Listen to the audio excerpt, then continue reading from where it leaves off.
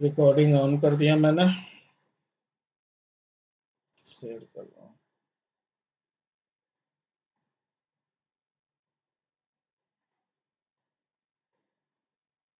ठीक है, मेरी स्क्रीन विजिबल है।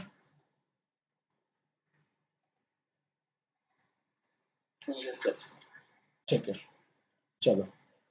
So let's today start with array. Mute कर लेना, किसी के एंड पे थोड़ा बैकग्राउंड नॉइज आ रहा है। तो एरेज बेसिकली क्या होता है, अ, जब हम लोग अगर सिंपल एक डेटा टाइप की बात करते हैं, जैसे मान लो इंटीजर नम इक्वल टू 10, तो वन वैल्यू कोई बात नहीं है, वन वैल्यू हम डेटा स्टोर कर लेते हैं। बट लेकिन हम ग्रुप ऑफ डेटा पे काम करना चाहते हैं having same data type. Array के लिए ये प्री रिक्विजिट है कि सेम डेटा टाइप की ही ग्रुपिंग होगी। जैसे मान लो हम 10 स्टूडेंट का इंग्लिश इंग्लिश सब्जेक्ट का मार्क्स इनपुट लेना चाहते हैं। इंटीजर टाइप का मार्क्स होता है, अगर एक स्टूडेंट का लेंगे तो आईएनटी मार्क्स सिंपल एक वेरिएबल डिक्लेयर करेंगे। लेकिन अगर 10 स्टूडेंट का लेना चाहते हैं तो हम क्या करेंगे, तो वहाँ group of integer array use करना होगा। मतलब 10 स्टूडेंट के लिए हमें एक ऐसा ग्रुप यूज करना होगा जहाँ पे 10 स्टूडेंट के हम मार्क्स इनपुट कर सके। ठीक है, तो एरे का मेन डेफिनेशन ही यही होता है, group of element having same data type. ऐसा नहीं है आप डिफरेंट डेटा टाइप रखो कि भाई मुझे 20 एलिमेंट का एक एरे बनाना है, 5 एलिमेंट इंटीजर हो, 8 एलिमेंट फ्लोट हो, बाकी सब डबल हो। ऐसा तो एरे नहीं बना सकते भाई। ठीक है, ये पहला क्राइटेरिया आप लोग ध्यान रखना कि group of elements having same data type. ठीक है, जावा में एरे ऑब्जेक्ट की तरह ट्रीट होता है। रीजन क्योंकि रन टाइम में इसकी मेमोरी एलोकेट होती है। जब हम लोग जावा का प्रोग्राम एग्जीक्यूट करते हैं उस समय मान लो अगर इंटीजर मेरा एक इंटीजर 4 बाइट ले रहा है और 10 एलिमेंट हमने इंटीजर का डिक्लेयर किया है, तो टोटल कितने होंगे, 40 बाइट। तो ये 40 बाइट रन टाइम में एलोकेट होता है। ठीक है, यानी जब जावा का प्रोग्राम एग्जीक्यूट करेगा उस समय एलोकेट होंगे, और ये हीप मेमोरी में एरे क्रिएट होता है। तो एरे भी हम लोग सिंगल डायमेंशन और डबल डायमेंशन, जैसे आप लोग C plus plus other languages में सुने होंगे, सिंगल डायमेंशन और डबल डायमेंशन हम लोग बना सकते हैं। जैसे मान लो सिंगल डायमेंशन वहाँ यूज करते हैं, हमें 10 स्टूडेंट की 10 मार्क्स बस इनपुट लेने हैं, 10 मार्क्स।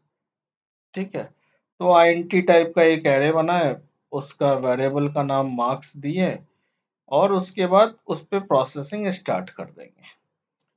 लेकिन 2D एरे की हमें तब जरूरत होती है जब कोई डिस्कनेक्ट हुआ क्या?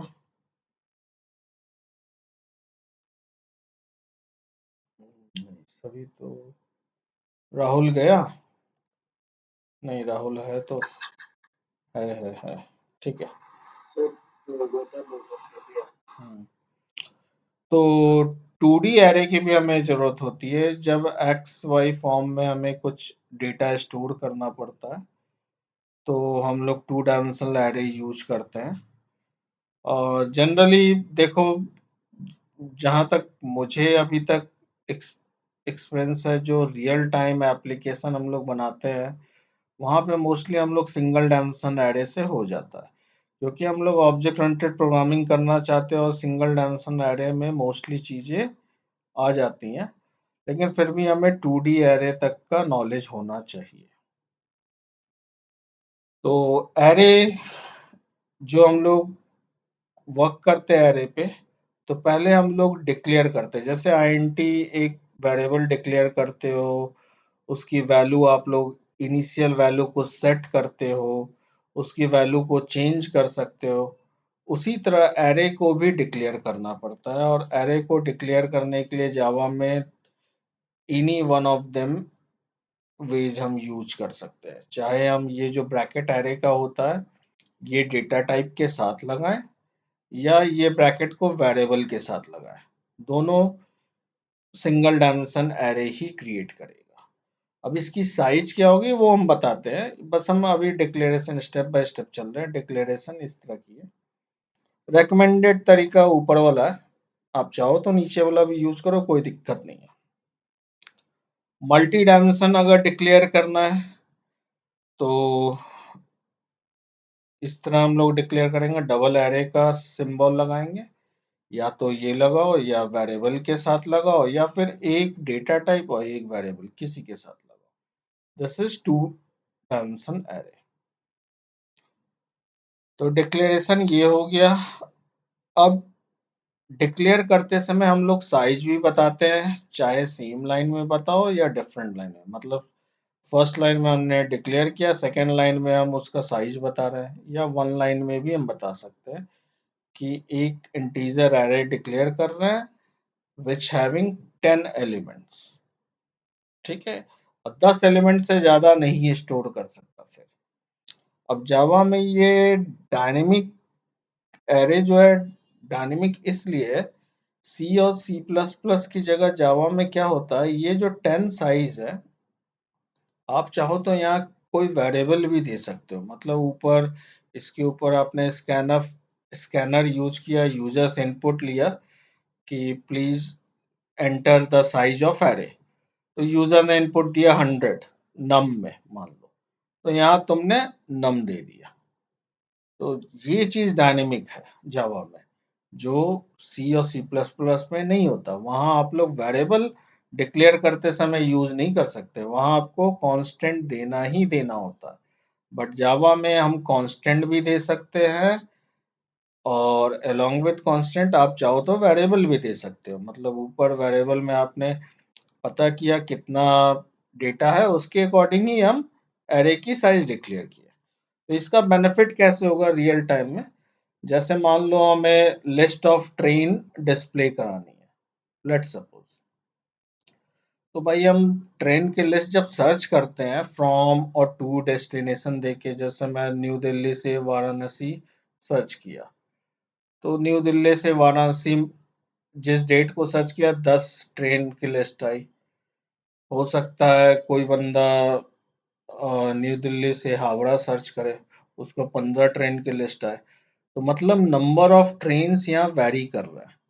ऐसा तो नहीं ना हो सकता कि हम मैक्सिमम साइज कोडिंग कर रहे हैं और बोले कि 1000 साइज पहले से ही कोड में दे देंगे और मैक्स 1000 ही ट्रेन आएगा।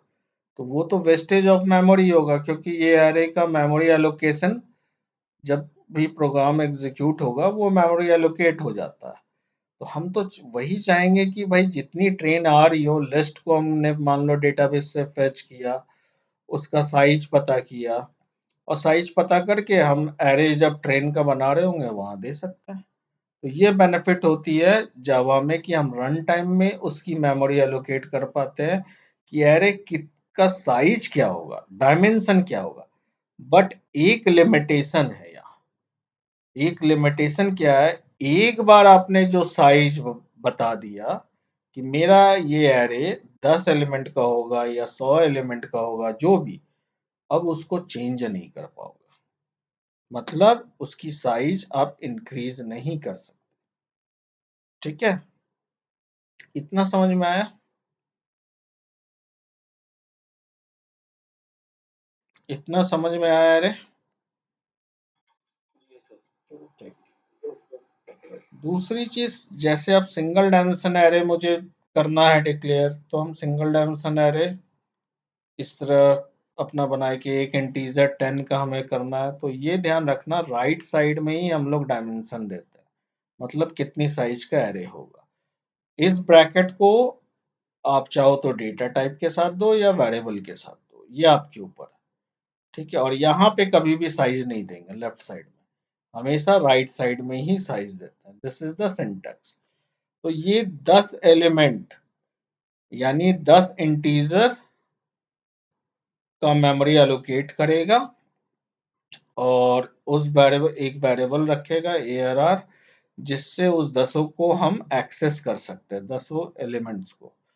तो जब भी एरे का स्टार्टिंग पोजीशन होता है 10 एलिमेंट है, तो हम 10 को एक्सेस करना चाहेंगे कि हर में वैल्यू क्या है या क्या वैल्यू स्टोर करना चाहते हैं, तो उसे एक्सेस करने का तरीका होता है एरे का नाम और फिर इंडेक्स इसमें देते हैं, सबस्क्रिप्ट जिसको कहते हैं, या इंडेक्स कह लो कि ये 0th पोजीशन पे जाएगा। तो एरे हमेशा 0 से ही इंडेक्स से स्टार्ट होता है।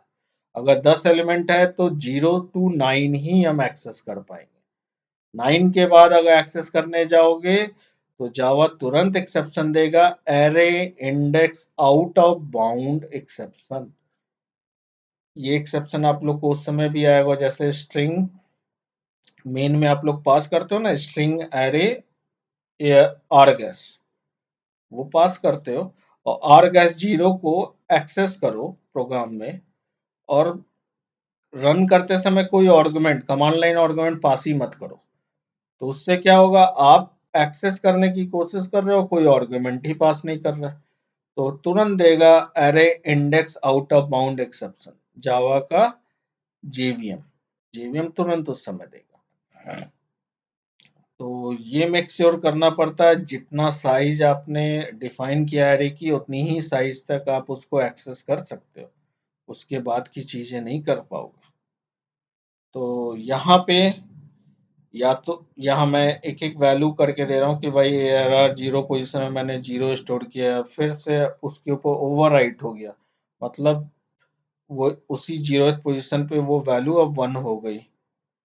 मल्टी डायमेंशन एरे अगर मुझे बनाना है 2D एरे, तो 2D एरे में एक चीज ये है कि सिंगल डायमेंशन एरे में तो भाई आपको यहाँ साइज डिफाइन करना जरूरी है। 2D एरे में होता क्या, रो एंड कॉलम के बीच का कॉम्बिनेशन बनता है। तो नंबर ऑफ रोज मेरा पहला ये जो पोजीशन है ये नंबर ऑफ रोज को डिनोट करता है, और दूसरा नंबर ऑफ कॉलम को। तो देखो यहाँ भी फिर जावा बेनिफिशियल आती है सी और सी प्लस प्लस के जगह, कि सी और सी प्लस प्लस में हम लोग क्या करते हैं, एरे जब बनाते हैं 2D एरे, तो वहां पे कॉलम भी फिक्स करना पड़ता है कि भाई 10 रो है और 5 कॉलम होगा, तो 50 टोटल एलिमेंट होगा। यहाँ पे ऐसा कुछ नहीं है। यहाँ पे हम लोग हर एक रो में रन टाइम में बता सकते हैं, ओके फर्स्ट रो में मेरा 5 एलिमेंट होगा, 5 कॉलम होगा, सेकंड रो में मेरा 10 कॉलम होगा, 10 रो में मेरा 2 ही कॉलम होगा, थर्ड रो में मेरा 2 ही कॉलम होगा, फोर्थ रो में मेरा 6 कॉलम का रिक्वायरमेंट है। तो रन टाइम में नंबर ऑफ कॉलम्स भी आप दे सकते हो, दैट्स वाई कॉलम जो की साइज जो है वो ऑप्शनल है। आप चाहो तो दो, चाहो तो रन टाइम में फिर इसकी एलोकेशन करते हैं, कैसे करते हैं वो देखेंगे। अब 2D एरे डिक्लेयर अगर हो गया है तो उसकी सेल को कैसे, मतलब एलिमेंट या सेल जो दोनों में से कुछ भी कह लो, तो उसकी सेल को कैसे एक्सेस करेंगे, 0 ऑफ 0 यानी 0th रो का 0th कॉलम, उसकी वैल्यू ये रखेंगे, 0th रो का फर्स्ट कॉलम पे वैल्यू ये रखेंगे। ठीक है। तो एक एरे का और कॉन्सेप्ट भी देखते हैं, ये भी मैंने आपको एक नोटपैड की फाइल भी शेयर किया होगा। तो इसमें मैंने आपको बेसिकली प्रोग्रामिंग का कैसे एरे को एक्सेस करते हैं, कैसे वर्क करते हैं, ये थोड़ा दिखाया हूँ। तो यहाँ पे सिंगल डायमेंशन एरे का पहले मैंने एग्जांपल लिया है कि लेट सपोज एक मुझे 5 एलिमेंट का एरे डिक्लेयर करना है। तो हमने क्या किया, इंट एक्स, जिसमें एरे का सिंबल लगाया, न्यू इंट और 5 साइज दिया। यहाँ डेटा टाइप सेम होना चाहिए जो डेटा टाइप का आप एरे बना रहे हो। अब उसके बाद मुझे पांचों एलिमेंट का मान लो सम करना है कि क्या वैल्यू है, उसको सम करना है। तो इसमें इनपुट भी डालना होगा पांचों एलिमेंट में। अगर सिंपल नम होता, आईएनटी नम, तो हम तो स्कैनर से सिंपल नेक्स्ट आईएनटी करके डाल देते हैं एक वैल्यू।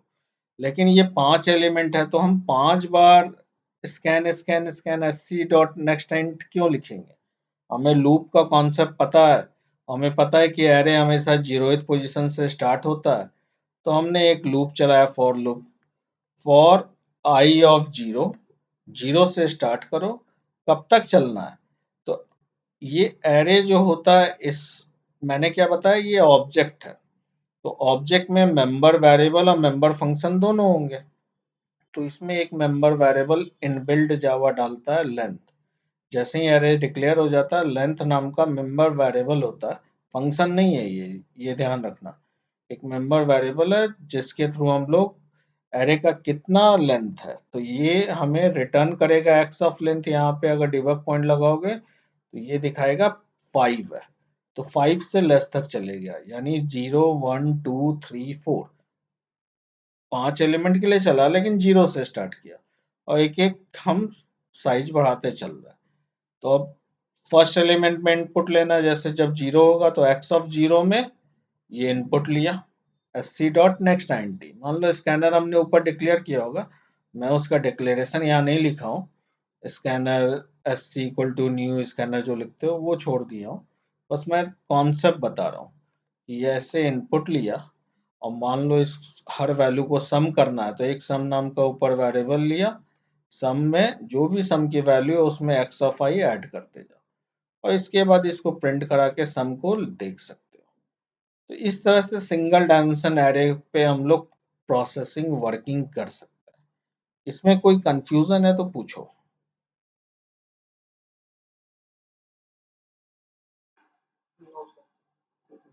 ठीक है, आगे देखो, बेसिकली जब एग्जांपल्स करोगे कुछ प्रोग्राम, तो उस समय अच्छे से प्रैक्टिस होगी, ये प्रैक्टिस की चीज है। और कॉन्सेप्ट जो एरे का थोड़ा जानना है वो जानना जरूरी है। जैसे एक कॉन्सेप्ट बोलता है एरे का कि अगर आप जैसे int num इक्वल टू 10 लिखते हो, यानी इनिशियलाइज करते हो कुछ वैल्यू, तो उसी तरह एरे जब हम डिक्लेयर कर रहे हैं, हम चाहते हैं उसकी इनिशियल वैल्यू कुछ दे पहले से। तो जब इनिशियलाइजेशन करने जाते हैं कि एक सिंगल डायमेंशन एरे को इनिशियलाइज करने जा रहे हैं, और इनिशियलाइजेशन के लिए ये देखो मिडिल वाला जो करली ब्रैस है उसको यूज करता है। ठीक है, कर्ली ब्रेसेस ओपन किए और बंद किए, और पांचों एलिमेंट की इनिशियल वैल्यू क्या होगी, एक्स ऑफ 0 में ये होगा, एक्स ऑफ 1 में ये होगा, एक्स ऑफ 2 में ये होगा, 3 में ये होगा, 4 में ये होगा। तो इस केस में हमें साइज देना ऑप्शनल है, चाहो तो दो, चाहो तो ना दो। नहीं दोगे तो जे कंपाइलर अपने आप पता कर लिया ओके कितना साइज का है, क्योंकि 5 यहाँ वैल्यू इनिशियलाइज कर रहे हो तो वो 5 समझ लेगा साइज। और उसके बाद फिर आप लूप चलाए, और उसकी वैल्यू को एक्सेस प्रिंट कराना हो या कोई भी प्रोसेस सम करना हो, मल्टीप्लिकेशन करना हो, कुछ भी करना हो वो कर सकते हो एक्स ऑफ ए। तो ए जो होगा इसका इंडेक्स पोजीशन हो गया बेसिकली। तो दिस इज इनिशियलाइजेशन पार्ट। अगर इनिशियलाइज करके करते हो काम तो इस तरह कर सकते हो। क्लियर है। यहाँ पे अगर कोई क्वेश्चन पूछता है कि भाई एरे को यहाँ इनिशियलाइज नहीं किया तो डिफॉल्ट वैल्यू क्या होगी, तो डिफॉल्ट वैल्यू 0 होती है इंटीजर की। ठीक है, तो 0 आईएनटी हर एक एलिमेंट वो 0 रख देगा, लेकिन यहाँ पे इनिशियल वैल्यू क्या रखेगा, जो हमने इनिशियलाइज किया वो रख देगा। क्लियर है।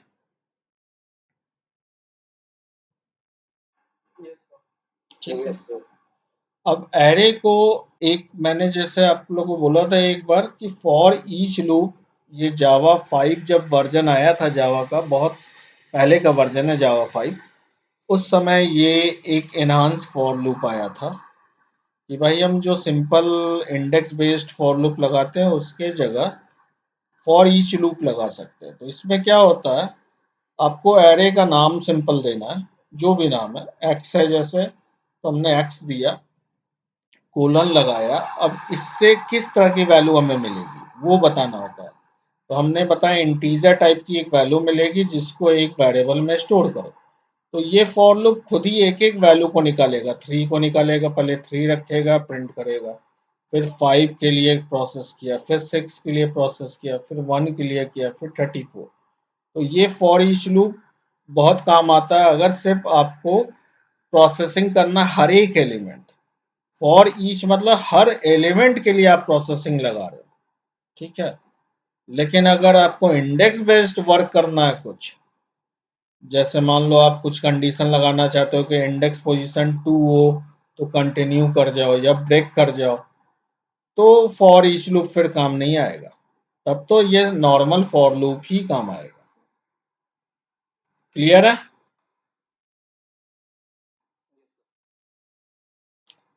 अब देख लेते हैं इस एग्जांपल में मैंने कुछ और भी दिया है क्या यहाँ। इंटीजर अरे,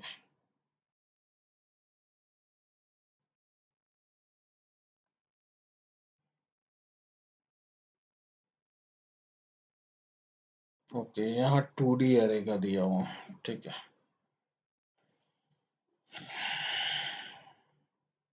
अब 2D एरे में आते हैं, तो मान लो x, ये 2D एरे जो हम बनाएंगे 3 रो और 4 कॉलम का बनेगा, ठीक है। तो बेसिकली अगर एक्सेल सीट खोलूं तो एरे का पोजिशनिंग कैसे होगा इसका,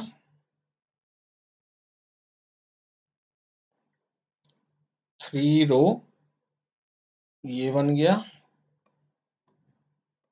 मान लो ये 3 रो बन गया, ठीक है। और उसके बाद क्या है, 4 कॉलम, अच्छा 3 रो 4 है ना, ये ये आपका एरे बनेगा 3 रो 4 कॉलम का। तो इसका अगर इंडेक्स पोजीशन पूछेंगे, हर सेल का इंडेक्स पोजीशन होना चाहिए, तो इसका इंडेक्स पोजीशन क्या होगा, एक मिनट, कंट्रोल जेड, यहाँ करता हूँ। तो बेसिकली ये 0th रो होगा, ये फर्स्ट रो, ये सेकंड रो, इस तरह करके, और यहाँ पे सेंटर करता है, ये 0th कॉलम, ये फर्स्ट कॉलम, ये सेकंड कॉलम, ये थर्ड कॉलम। अगर 2D एरे में बात करते हो तो सिंगल डायमेंशन को तो इजीली एक्सेस कर सकते हो। तो इस एलिमेंट का एड्रेस बेसिकली क्या होगा, 0 0। अगर सेल को इसको एक्सेस करना चाहोगे, सेंटर में करें, ठीक है, ये 0 0 होगा। अब देखो ये असल में सिंगल ही जीरो दिख रहा है, लेकिन डबल जीरो होता है, क्योंकि यहाँ कुछ भी लिखोगे ये 0 1 होगा, ये 0 2 होगा, ये 0 3 होगा। तो जानते ही हो नंबर एक्सेल में लिखोगे जीरो का कोई मीनिंग नहीं होता, इसलिए वो हटा दे रहा है। लेकिन बेसिकली इस तरह से होगा, फिर फर्स्ट रो, रो कॉलम इस तरह, 1 1 1 2 1 3 2 1 2 2 2 3 2 4। तो बेसिकली जब लूप चलता है तो हम लोग पहले रो के लिए चलाते हैं, रो वाइज फैशन में चलाते हैं, कि इस 0 0 0 1 0 2 0 3 के लिए इनपुट हो, फिर 1 0 1 1 1 2 1 3, फिर 2, सॉरी, ये होगा 2 0 2 1 2 2 2 3, ठीक है। तो ये इंटरनल पोजीशनिंग हो गई, जो जिसके हिसाब से हम लोग एरे को एक्सेस करेंगे। तो यहाँ भी देखोगे जब ये लूप चलेगा तो हमने क्या बोला कि 3 रो 4 कॉलम का एक एरे डिक्लेयर करो। अब उसमें इनपुट लेना है तो कैसे करेंगे, पहले रो के लिए चलाए, इंट आई इक्वल टू 0 से स्टार्ट किए।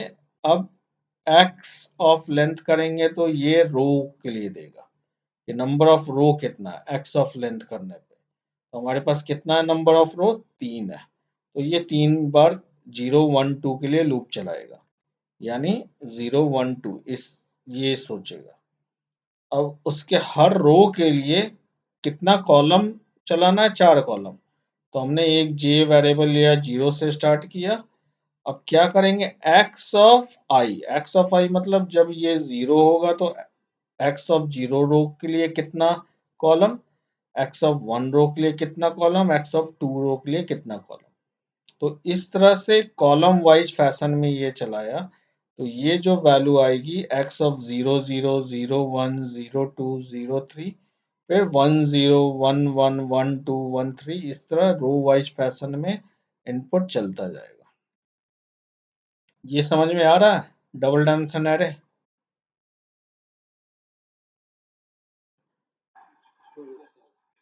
ठीक है। अगर हमें इनिशियलाइज करना है डबल डायमेंशन एरे, देखो कॉन्सेप्ट सब सेम चल रहा है, तो क्या करते हैं हम लोग, डबल डायमेंशनल एरे में अगेन हमने कोई बाउंड्री नहीं दिया, यहाँ पे कोई कितना रो होगा कितना कॉलम वो नहीं दिया। हम बोलते हैं कंपाइलर और जेवीएम खुद ही समझदार है, वो खुद समझे। तो पहले हमने आउटर ब्रैकेट लगाया, क्योंकि ये सिंगल लाइन ऑफ स्टेटमेंट है, तो यहाँ पे सेमीकोलन अंत में लगा।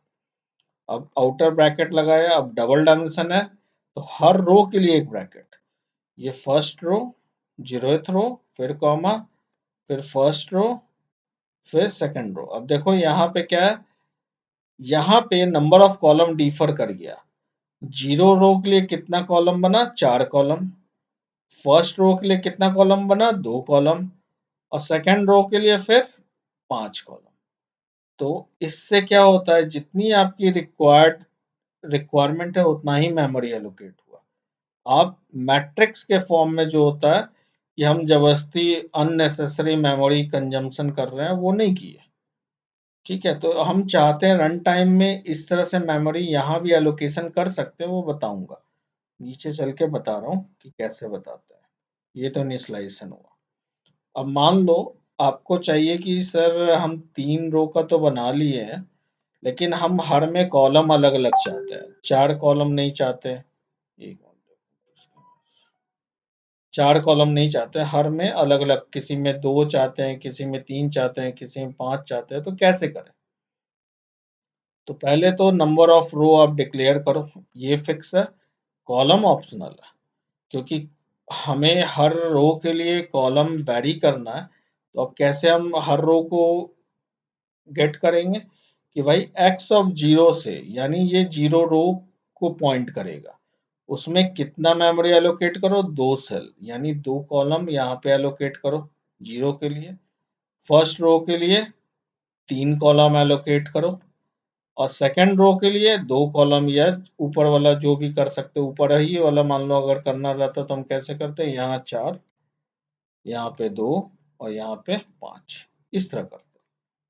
तो ये डायनेमिक मेमोरी एलोकेशन समझ में आ रहा है, ये चीज कैसे हो सकता है जावा में।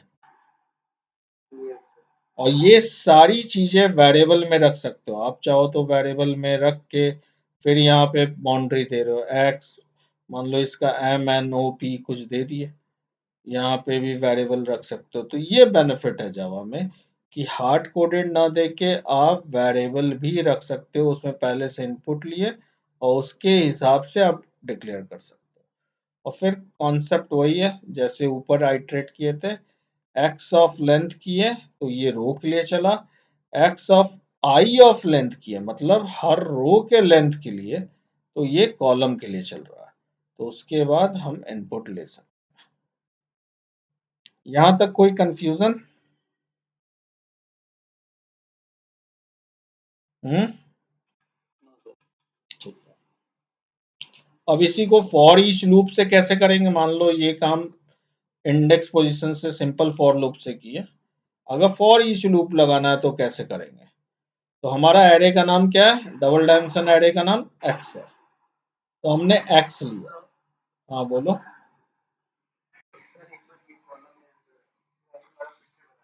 लाइन नंबर, अच्छा देखो, डबल डायमेंशन एरे हम जब डिक्लेयर करते हैं और हमें वैरिंग कॉलम चाहिए, कॉलम वैरी कराना है, ठीक है, साइज में, तो हम नंबर ऑफ रो तो फिक्स आपको देना होगा कि भाई ये नहीं हटा सकते। नंबर ऑफ रो हमने बताया 3 रो होगा। अब हर रो में कितना होगा, तो हर रो को पहले हम कैसे आइडेंटिफाई करेंगे, तो एक्स ऑफ जीरो क्या होगा हमारा पूरा, सॉरी, इस पूरे रो को डिनोट करेगा एक्स ऑफ जीरो, ये पूरा रो। ठीक है, अब इस पूरे रो में कितना कॉलम होगा वो हम बता रहे हैं, एक्स ऑफ जीरो में 4 कॉलम होगा। तो इसका मेमोरी एलोकेशन कैसे होगा, मान लो ये डिलीट कर,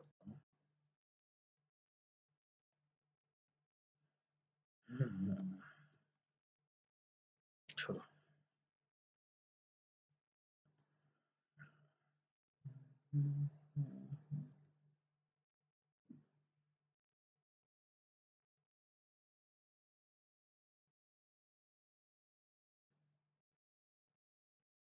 हम्म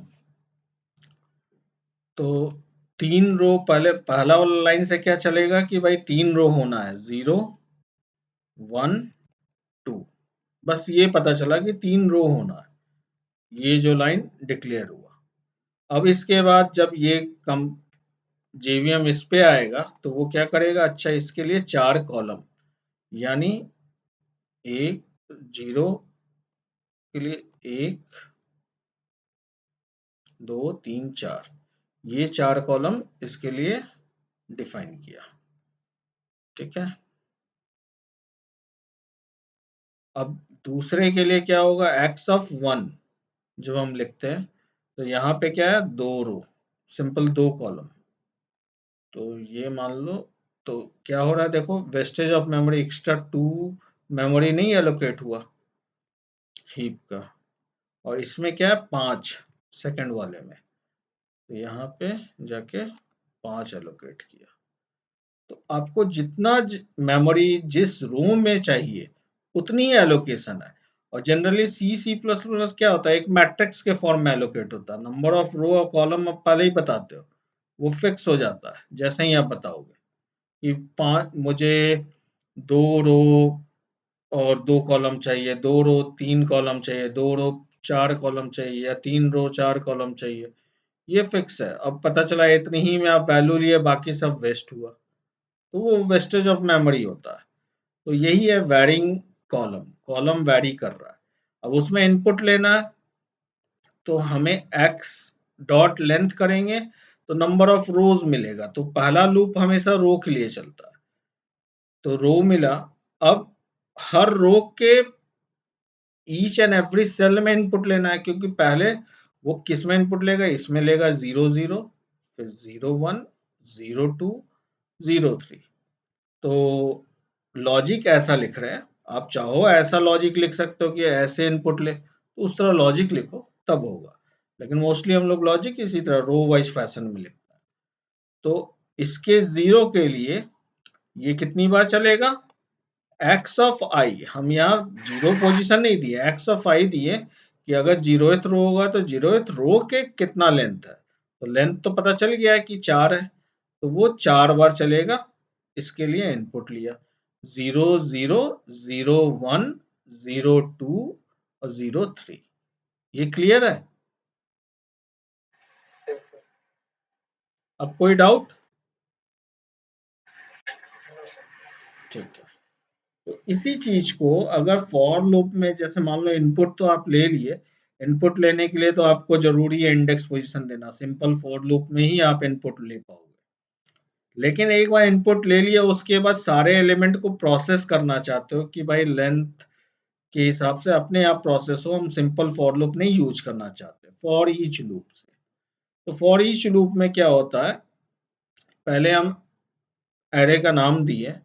अब ये एरे जो है हमें रो वाइज डबल डायमेंशन है, कंपाइलर और जेवीएम खुद समझ जाएगा कि ये डबल डायमेंशन है। तो ये क्या करेगा, इसे पता है कि 3 रो है तो रो वाइज ही निकालेगा, तो हर हर एक रो को निकालेगा। और रो क्या है, एक सिंगल डायमेंशन एरे।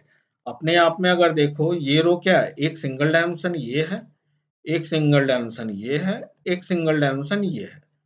अल्टीमेटली एक रो एक सिंगल डायमेंशन है, सब मिलके ये पूरा कंप्लीट मिलके डबल डायमेंशन 2D बनता है। लेकिन अगर सिंगल रो की बात करें तो ये सिंगल डायमेंशन है। तो यहाँ सिंगल डायमेंशन एरे वो रिटर्न कर रहा है, तो वो वाई में रिटर्न कर रहा है, वाई नाम का हम वेरिएबल रख दिए कि इसी में रिटर्न करो जो भी रो वाइज इसको निकालता जा रहा है। अब लेकिन हमें तो सेल वाइज पूरी एक एक एलिमेंट वाइज वैल्यू निकालनी है, तो इससे तो नहीं होगा कि कंप्लीट हम रो प्रिंट कराएं। तो हमने फिर सिंगल डायमेंशन आ गया, अब सिंगल डायमेंशन को यहाँ दिया कि भाई इसको प्रोसेस करो इनर फॉर लूप में, और उससे एक एक सेल की वैल्यू आएगी, जिसमें जेड में एक एक सेल की वैल्यू आ रही है उसको प्रिंट करा रहे हैं। ये क्लियर है? हम्म यस सर। ठीक है। तो देखो ये सब चीज ऐसी है, आप अभी कोड क्या है, कंप्लीट आप प्रैक्टिस करते जाओगे तो ये धीरे धीरे आती जाएगी।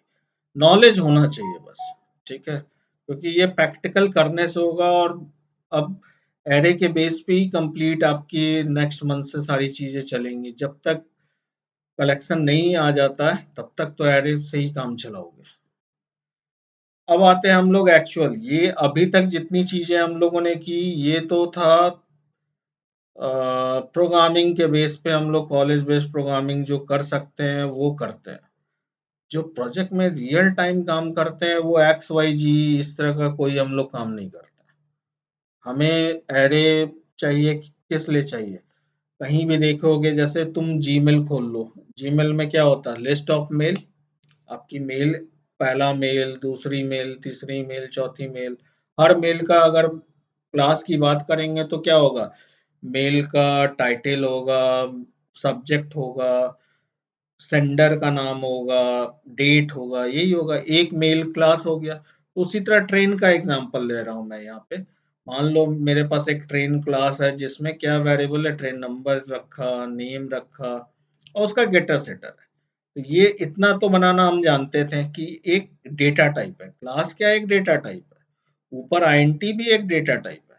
अब हमें 10 ट्रेन का डेटा स्टोर करना है तो हम क्या करेंगे, ट्रेन एक डेटा टाइप है, सेम फॉर्मेट यूज किए, डेटा टाइप दिए, वेरिएबल नेम दिए। अब ये जो एरे का सिंबल है, आप चाहो वेरिएबल नेम के साथ रखो या डेटा टाइप के साथ, आपकी मर्जी। और कॉन्सेप्ट कुछ भी चेंज नहीं होगा, फिर वही न्यू, फिर कौन सा डेटा टाइप, जो ट्रेन है वही डेटा टाइप दिए, और 10 साइज दिए। तो अब क्या कर सकते हैं इसमें, 10 ट्रेन का हम लोग डेटा स्टोर कर सकते हैं। तो कैसे स्टोर करेंगे इसको, ट्रेन नंबर और नेम? तो हमने एक फॉर लूप लगाया, जीरो से स्टार्ट किया, ट्रेन्स इसका वेरिएबल नेम है, डॉट लेंथ तक चलाया, सेम फंडा। अब ये क्या होता है, ये जब लाइन एग्जीक्यूट करती है जेवीएम के थ्रू, तो ये बस इतना रिजर्व करता है कि 10 ट्रेन का ऑब्जेक्ट बनेगा, मतलब एक एरे का ऑब्जेक्ट बना लेता है और उसमें इंफॉर्मेशन रखता है कि 10 ट्रेन का ऑब्जेक्ट होगा, लेकिन एक्चुअल में वो 10 ट्रेन का ऑब्जेक्ट अभी बना नहीं है। वो बस एरे के लिए एक ऑब्जेक्ट बनाया, एरे एक अलग चीज है। जो जब ट्रेन एग्जैक्ट बनेगा, ट्रेन क्लास का ऑब्जेक्ट, वो ऑब्जेक्ट को हर एक में पॉइंट करेगा, ठीक है। तो यहाँ पे हम क्या कर रहे हैं, हर एक ट्रेन के लिए, मतलब ट्रेन ऑफ आई के लिए नया ट्रेन का ऑब्जेक्ट बना रहे हैं, कि एक नया ट्रेन का हीप में ऑब्जेक्ट बना, और train of I 0th position पे उसका रेफरेंस स्टोर हुआ। फिर दूसरा ट्रेन का ऑब्जेक्ट बना और फर्स्ट पोजीशन पे उसका रेफरेंस स्टोर हुआ। तो ये लोकल वेरिएबल में स्टोर होता रहेगा और यहाँ हीप में बनता जाएगा। तो 10 ट्रेन का ऑब्जेक्ट बनेगा और 10 का हमने स्टोर कर लिया, एरे मतलब एक वेरिएबल में स्टोर कर लिया उसका रेफरेंस। अब उसके बाद गेटर और सेटर जैसे करना, आप इनपुट लेना चाहते हो तो यहाँ हमने सेट को कॉल किया, कि उस ट्रेन का सेट नंबर को कॉल किया, एससी डॉट नेक्स्ट आईएनटी, उस ट्रेन का नेम को कॉल किया, SC dot next, next line या नेक्स्ट जिससे इनपुट आता है। तो ये लूप में चलता जाएगा, जितने ट्रेन होंगी 10 ट्रेन के लिए हमने सारी वैल्यू सेट कर दी यूजर से लेके। अब इसको प्रोसेस करना है तो simple for loop, for each loop use किया, कि एरे का नाम दिया, और ये एरे क्या करेगा, एक एक ट्रेन मुझे रिटर्न करेगा, because it's a single dimension. तो ये क्या एरे है, 10 ट्रेन का रेफरेंस रखा है, तो एक एक ट्रेन रिटर्न करेगा। तो एक नया वेरिएबल लिए यहाँ पे, ये न्यू वेरिएबल है, यहाँ कुछ भी रख सकते हो, टी रख लो। अगर ट्री रखोगे तो यहाँ पे भी टी दोगे और नीचे भी टी दोगे। तो T dot gate number, T dot gate name, ये सीक्वेंस में 10 ट्रेन के गेट नंबर और नेम तुमने जो डाला था उसको प्रिंट करा देगा। ये चीज समझ में आ रहा है?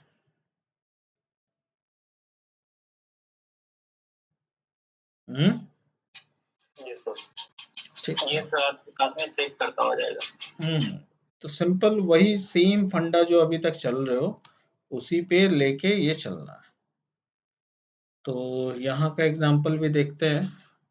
यहाँ पे मैंने क्या किया, एक 5 डायमेंशन का डबल डायमेंशन एरे डिक्लेयर किया।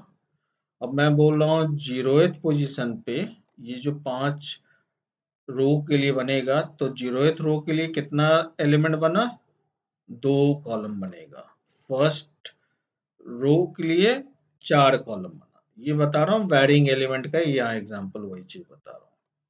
अब एरे एक ऑब्जेक्ट होता है, तो आप चाहो तो एरे में नल भी रेफरेंस स्टोर कर सकते हो। मतलब एरे किसी को पॉइंट नहीं कर रहा, नलीफाई कर दिए, ताकि गार्बेज कलेक्टर जब चलेगा, मान लो एरे का काम मेरा प्रोग्राम में खत्म हो गया, लेकिन मेरा सॉफ्टवेयर अभी भी चल रहा है, तो हम चाहेंगे ना कि एरे का काम खत्म हो गया तो वो जो ऑब्जेक्ट का रेफरेंस रखा हुआ था हीप से, वो टूट जाए, वो लिंकिंग, ताकि गार्बेज कलेक्टर उसको गार्बेज करे। तो एरे को नल से असाइन कर दोगे, तो वो क्या करेगा, ये सब जितनी रेफरेंस का लिंक होगा हीप मेमोरी और आपकी स्टैक एरिया में, वो सारे लिंकिंग को तोड़ देगा।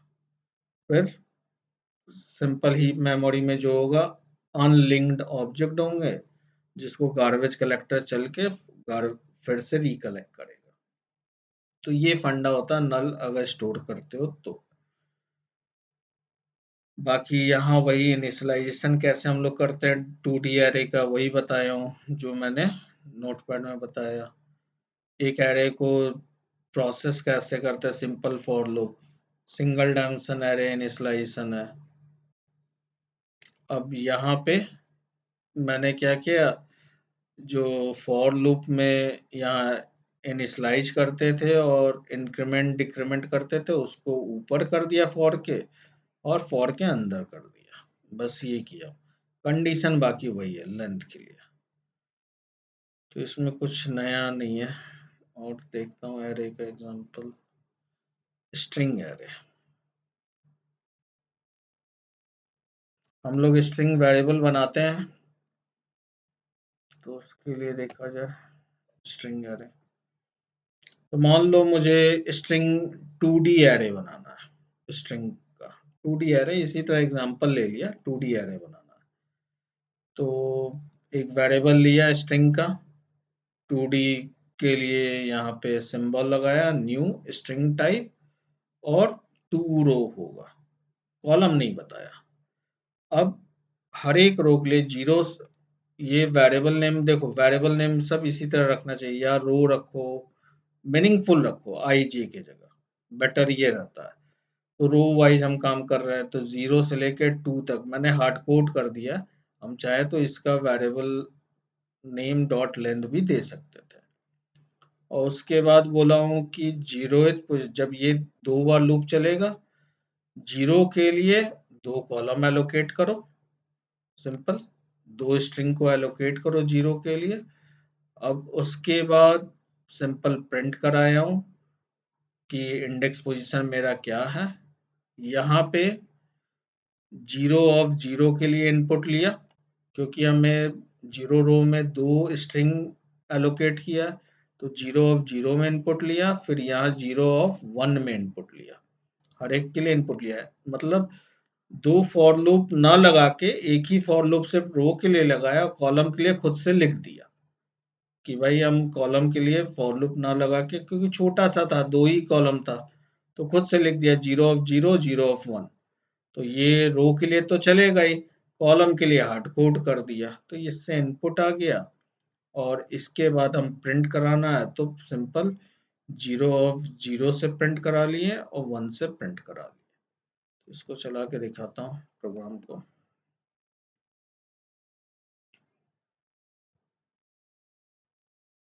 जैसे 0 ऑफ 0 के लिए इनपुट मांग रहा है, मान लो अमित कर दिया। 0 ऑफ 1 के लिए कुमार, 1 ऑफ 0 संजीव, और 1 ऑफ 1 के लिए कुमार। तो ये बता रहा है 0 पे क्या हुआ, अमित और कुमार स्टोर हुआ। यहाँ पे ये देखो, ये चीज 0 ऑफ 0 प्रिंट कराए, 0 ऑफ 1 भी प्रिंट कराए, तो अमित कुमार प्रिंट किया। फिर नेक्स्ट टाइम लूप चला तो नेक्स्ट रो के लिए संजीव कुमार प्रिंट किया। तो कॉन्सेप्ट अगर एक जैसा रखोगे तो जितना बड़ा भी एरे हो, कुछ भी हो, आप लोग इजीली काम कर सकते हो। ठीक है, अब कुछ एग्जांपल देखते हैं जो आपकी प्रोग्रामेटिक से रिलेटेड है। वो उतना ज्यादा अभी इंडस्ट्रियल या ये सब चीज नहीं है, सिंपल अभी प्रोग्रामेटिक भी तो थोड़ा एरे करो। तो एक एग्जांपल है कि 5x5 का एक मैट्रिक्स, मतलब रो और कॉलम बराबर है, इसमें एक एरे बना रहे हैं और उसकी print sum of all element of left and right diagonal of element, मतलब 5x5। तो पहले मैं 5x5 का बनाऊं। अगर ऐसा कोई बनाने के लिए बोलता है तो लॉजिक देखो अपनी होती है, लॉजिक हम कैसे लगाते हैं हमारे ऊपर। ठीक है, मैं फिलहाल अभी एक 5x5 का बना रहा हूँ, 3 4 5, और इसको पेपर वर्क जरूर करो। मैं एक्सेल सीट में कर रहा हूँ, आप पेपर पे भी कर सकते हो।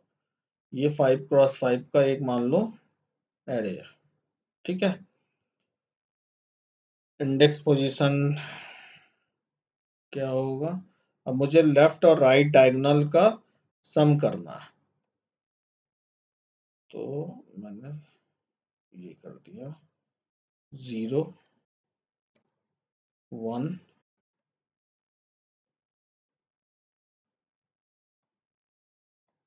ठीक है, अब यहाँ भी 0 1। ये प्रोग्रामिंग कैसे करते हैं एरे पे, वो आपको थोड़ा सिखा रहा हूँ कि लॉजिक अगर सोचना हो तो कैसे सोचोगे। इनपुट आउटपुट लेना तो एक ही पैटर्न है जो अभी तक सीखे हो, इनिशियलाइजेशन इनपुट आउटपुट। अब थोड़ा सीख रहे हैं कि लेफ्ट, अगर मैं इसकी बात करूं लेफ्ट डायगोनल कौन सा हुआ, तो एक डायगोनल तो ये होगा, ये एलिमेंट ये एलिमेंट ये एलिमेंट ये एलिमेंट और ये एलिमेंट, ये डायगोनल एलिमेंट है, तो इसको अलग कलर से जो डिनोट करता हूँ। ये हो गया फॉर्मेट पॉइंटर, ये हो गया, ये हो गया, ये हो गया और ये हो गया। तो अगर इसके लिए प्रोग्रामिंग करना हुआ तो हम क्या करेंगे, सिंपल मेन ऑन मान लो लिखा हुआ है पहले से, int matrix double dimension array new int 5x5। ठीक है, इनपुट लेना हो तो स्कैनर सब मान लो पहले से बना हुआ है। अब हमें इनपुट लेना है तो हमें पता है एक लूप चला है int रो, रो के लिए 0 से लेके कब तक रो चलाएंगे, रो less than matrix dot length, length, length तक चला लिया, और रो प्लस प्लस, ये रो के लिए 2D एरे जब भी होगा तो रो एंड कॉलम दोनों के लिए चलेगा। अब एक लूप चला रहे हैं कॉलम के लिए int कॉल, देखो वेरिएबल नेम रखोगे आई जे की जगह ये सब तो अच्छा रहेगा। अब हमें हर एक रो के कॉलम के लिए चलाना है, तो कॉल लेस देन क्या हो, मैट ऑफ रो, ऊपर रो आएगा उसका लेंथ length।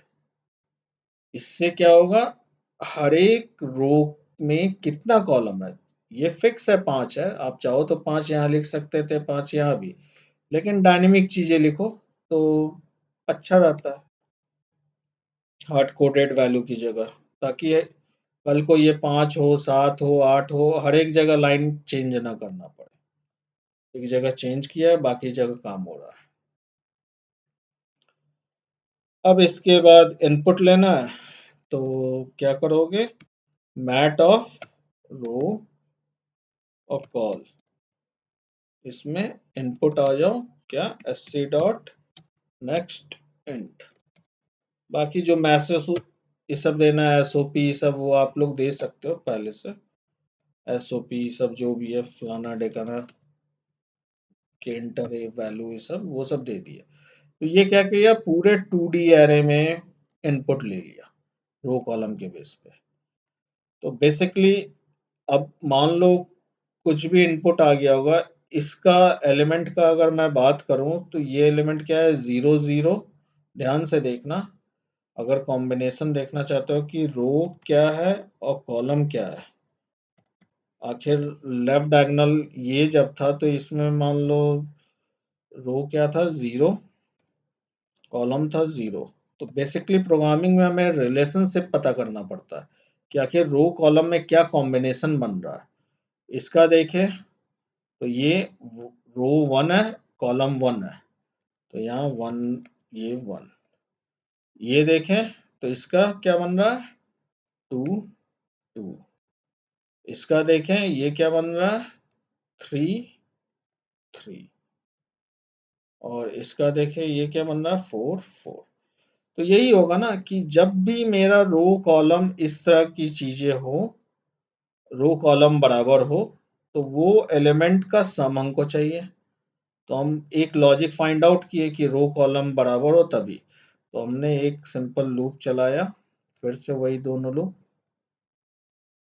मान लो जिसमें इनपुट लिए उसमें नहीं करना चाहते हम, दूसरा जगह दूसरे लूप में किए, ये और ये हमने यहाँ पे रखा इंटी एल सम, लेफ्ट डायगोनल का सम हमें चाहिए, एक वेरिएबल रखा एल सम।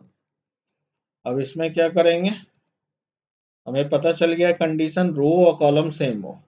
तो if row equal to col हो, उसी एलिमेंट के लिए हमें सम चाहिए।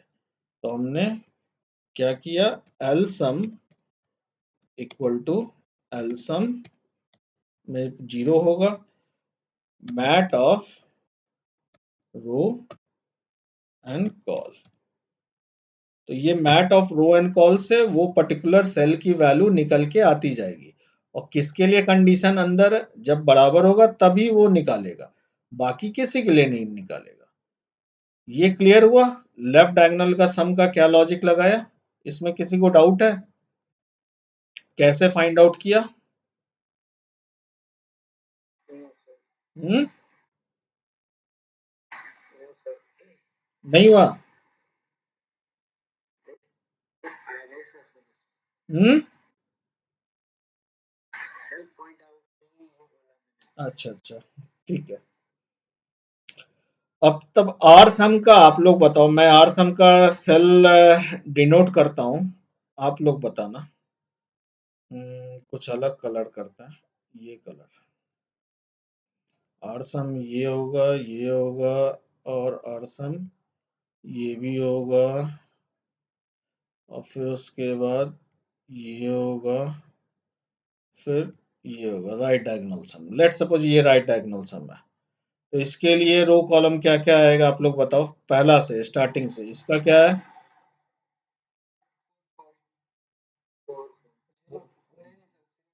0 4 0 4, ठीक।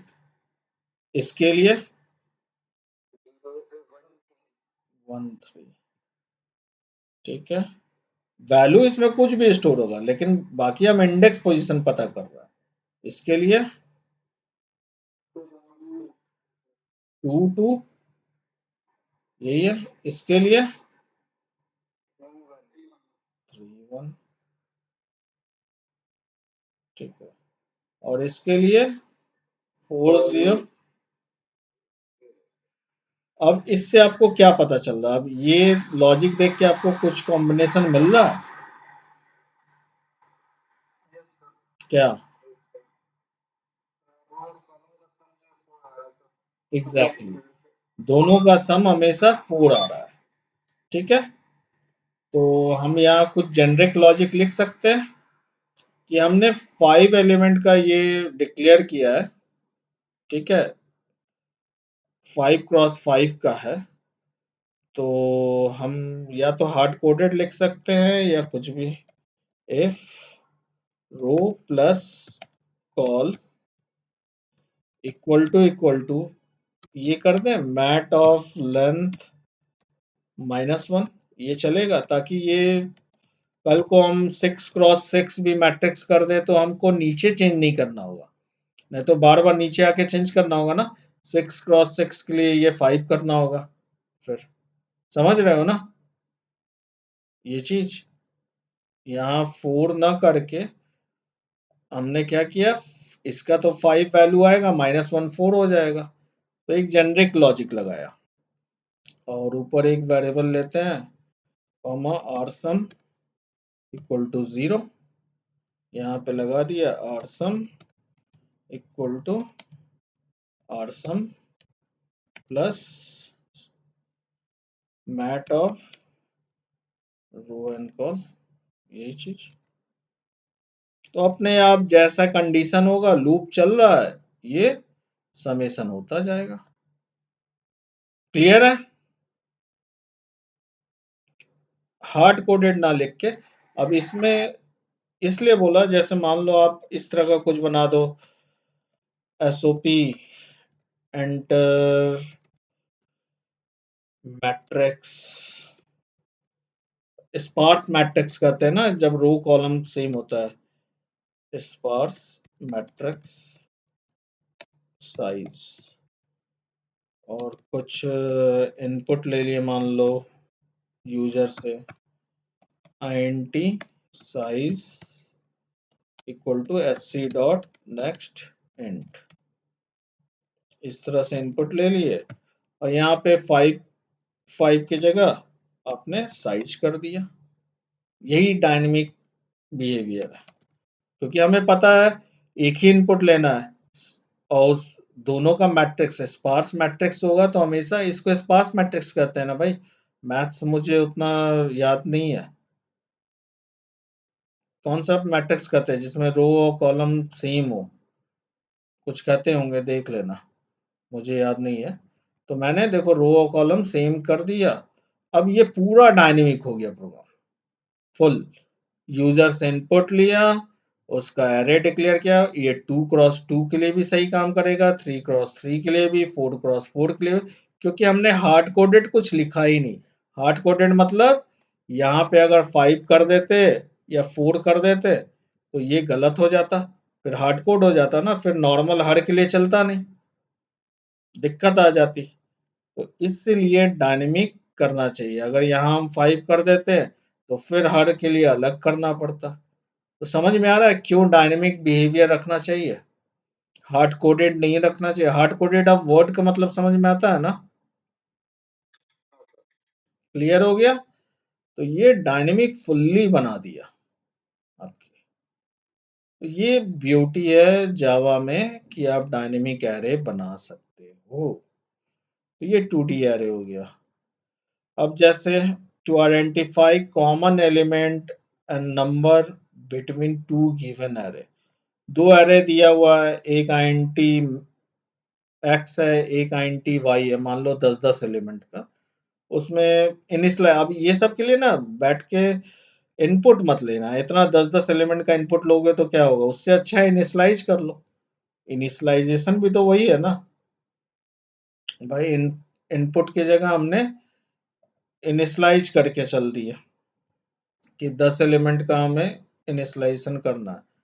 तो कैसे करेंगे इनिशियलाइजेशन, ये जो टेक्निक था, इस तरह 10 एलिमेंट को इनिशियलाइज कर लेंगे ताकि इनपुट ना लेना पड़े। और प्रोसेसिंग में कोशिश करो अगर इससे हो जाए तो काम तो अच्छा है, लेकिन इंडेक्स पोजीशन चाहिए होगा तो इससे काम नहीं होगा, इससे वैल्यू निकल के आती है सीधे, इससे इंडेक्स पोजीशन नहीं आएगा। फिर काउंटर एक लगाना होगा अगर ये फॉर ईच लूप यूज करोगे। तो अगर इंडेक्स पोजीशन चाहिए, उस पे लॉजिक लगाना है, तब तो simple for loop he use करना होगा। तो 10 एलिमेंट के लिए सीधे सीधे तो क्या करना है, दो एरे डिक्लेयर करना है, दोनों में इनिशियलाइज करना है, उन दोनों में कॉमन क्या क्या वैल्यू है ये पता करना है, इसकी लॉजिक। ठीक है, तो ये कैसे करोगे ये आप लोग देखो। फिर एक एरे है, उसमें से कौन कौन से डुप्लीकेट एलिमेंट है, डुप्लीकेट नंबर है, ये फाइंड आउट करना है, इसकी लॉजिक लिखो। ये सब आपके उसमें भी थी, जो मैंने प्रोग्रामिंग सीट है उसी में से निकाल के दिया है। ठीक है, तो एरे पे बेसिक क्वेश्चंस ये करो। एक ऐसा भी करना, एक मैं आपको और देता हूँ। जैसे मान लो एक एरे है ये,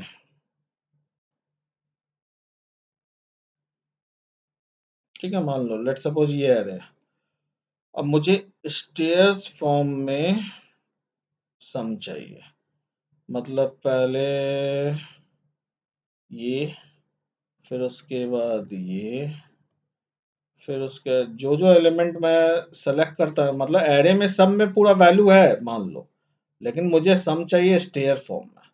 पूरा एक वैल्यू आए और पूरा स्टेयर फॉर्म का ही वो, जितनी वैल्यूज मैं स्टेयर फॉर्म में आपको हाईलाइट कर रहा हूँ उतने का वो सम दे, इतने का। तो लॉजिक कुछ भी हो सकती है, तो आप सोचोगे इसके लिए लॉजिक क्या लगाए कि इतने स्टेयर और जो ग्रीन हाईलाइटेड एरिया है इतने ही क्या एलिमेंट का सम है, बाकी सब सम में ना आए। तो इसके लिए भी बैठ के सोचो ना, इतना इनपुट लोगे तो परेशान हो जाओगे। मैं यही सजेस्ट करूंगा, इनपुट लेना ठीक है, सीख लो, लेकिन इनिशियलाइजेशन इस तरह करना बेस्ट रहेगा, आपको हेल्प मिलेगा कि पहले से फिक्स्ड वैल्यू ले ली, आप काम करना स्टार्ट किए सीधे एरे पे, है ना?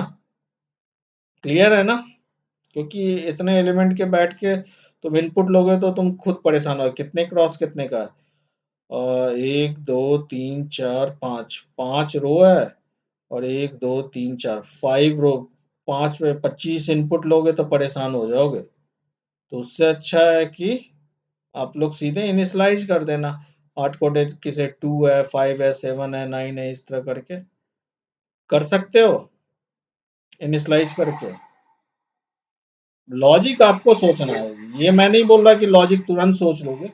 सोचना कि भाई ऐसा क्या कॉम्बिनेशन करे कि दो लूप चल रहा है और मुझे ये सारे एलिमेंट मिल जाए, वो आपको सोचना है। ठीक है, लॉजिक यही होता है। तो लॉजिकल चीज अलग है और जावा अलग है, इसमें कोई जावा का कमाल नहीं है। जावा का कमाल तो बस इतना ही तक था, बस सिंटैक्स, उससे ज्यादा कुछ नहीं है। ये जितनी चीजें, ये तो लॉजिक है। ठीक है। हम्म। बाकी एरे में और देखो कुछ है क्या?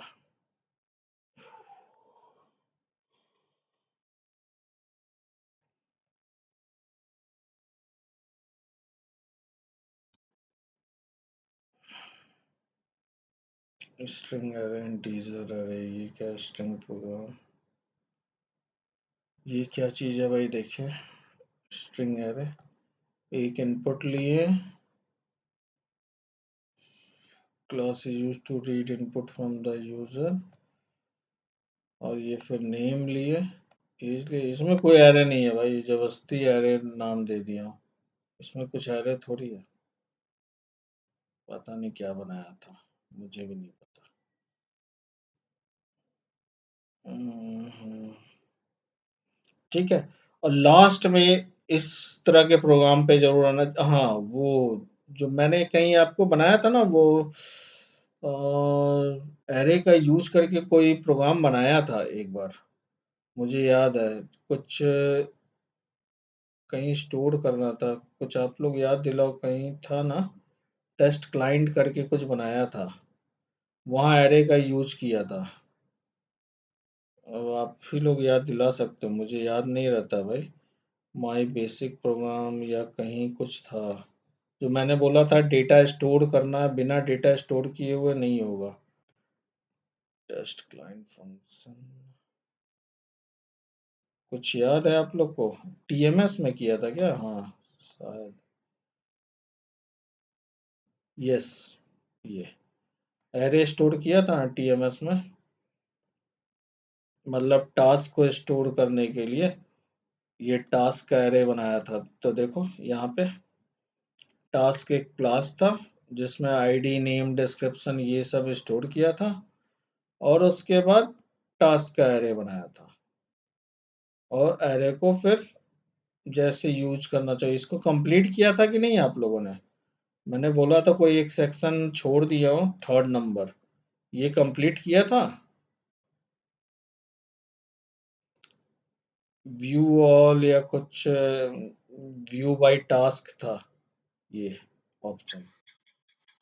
किया था कंप्लीट। ठीक है। हाँ हाँ बिल्कुल। तो ये एरे के बेस पे था। ठीक है। तो इस अल्टीमेटली इसी पे आना होगा फाइनली हम लोग को, कुछ दिन तक। कुछ दिन तक, क्योंकि सेकेंड मंथ में जब मैं आपको कलेक्शन स्टार्ट करूंगा उस समय फिर एरे का यूज बहुत मिनिमाइज हो जाता है जावा वर्ल्ड में। लेकिन इसका ये मतलब नहीं है एरे नहीं आपको जानना है, एरे जानना है, बिल्कुल जानना है। ठीक है, मिनिमाइज हो जाता है। तो सबसे बड़ी एरे की प्रॉब्लम क्या है, एक बार आपने साइज बना दिया, चाहे यहाँ बनाओ चाहे इस प्रोग्राम में यहाँ बनाओ, यहाँ भी तो इनपुट लिया और उसके बाद साइज डिक्लेयर कर दिया। तो एक बार साइज अगर आपने जो बना दिया उसके बाद इस एरे को फर्दर इस लाइन के बाद कभी भी चेंज नहीं कर सकते उसकी साइज, उसकी बाउंड्री चेंज नहीं कर पाओगे। ठीक है। तो जो कमांड लाइन आर्गुमेंट का भी एग्जांपल था, ये सब जो आपकी आती है ये एरे ही आती है। मान लो इनपुट हमने नहीं दिया और इसको चला दिया, तो एक्सेप्शन का भी ध्यान रखो। क्या एक्सेप्शन आता है? अच्छा, यहाँ इनपुट आ रहा होगा तब रुको, इनपुट हटाते हैं। रन रन कॉन्फ़िगरेशन आर्ग्यूमेंट्स, मान लो एक ही इनपुट हटाए। ठीक है, अप्लाई और रन, तुरंत आ गया ना एक्सेप्शन। देखो, दो इनपुट के लिए तो प्रिंट कर दिया, तीसरे के लिए बोल रहा है array index out of bound exception. तो एक्सेप्शन को पढ़ के भी समझने की कोशिश किया करो हमेशा। ये बहुत आपको हेल्प करेगा जावा अंडरस्टैंड करने में। और साफ साफ लिख रहा है कि index two out of bound for the length two. एकदम मीनिंग अब क्लियर हो रहा होगा। ये जो एक्सेप्शन दिया, ये पोजीशन आउट ऑफ बाउंड है, ये आप यूज कर रहे हो अपने प्रोग्राम में और जो एलोकेट ही नहीं है। ठीक है, क्लियर है ना?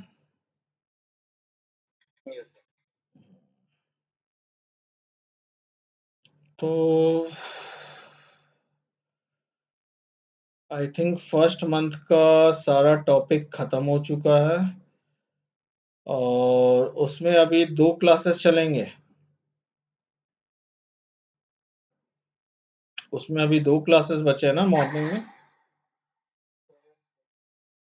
ठीक है, तो नेक्स्ट क्लास मैं रिवीजन क्लास रखूंगा और नेक्स्ट क्लास में ना मैं आप लोग वो जो मैंने असाइनमेंट दिया था किए हो ट्राई, हुआ है या नहीं हुआ? ये सभी ने, ये तो ये तो राहुल की आवाज आई मुझे, दोनों अभिषेक की आवाज चाहिए। अच्छा, तो मतलब दोनों सभी से कि कोई ऐसा है जिससे नहीं हुआ है? कोई बात नहीं है, सभी से, तीनों से, तीनों आपस में कोऑर्डिनेट करते हो? बढ़िया, बहुत बढ़िया, अगर ऐसा कर रहे हो तो बहुत अच्छा है। तो इसमें कुछ पूछना नहीं ना है?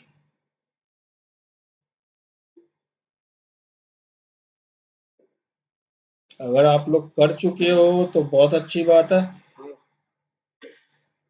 ठीक है, तो अगला क्लास मैं फिर भी देखता हूँ, अगर मेरे पास कुछ और मेरे दिमाग में कोई नया क्वेश्चन आया तो मैं आप लोग को करता हूँ, नहीं तो रिवीजन की तरह ही रखूंगा। जो आपकी कंसर्न होगी, कंफ्यूजन होगा फर्स्ट मंथ में जिस टॉपिक से रिलेटेड, वो मैं कवर करूंगा।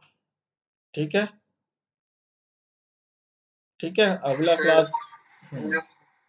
बोलो बोलो।